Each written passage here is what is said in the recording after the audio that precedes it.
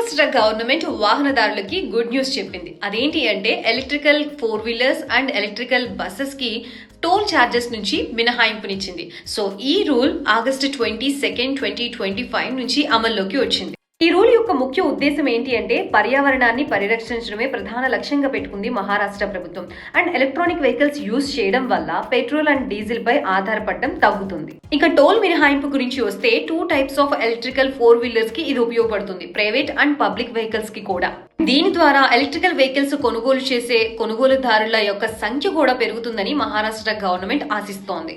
ఇందుకోసం మహారాష్ట్ర గవర్నమెంట్ కొత్త ఛార్జింగ్ పాయింట్లను కూడా ఏర్పాటు చేయాలనే లక్ష్యంతో ముందుకు వెళుతుంది.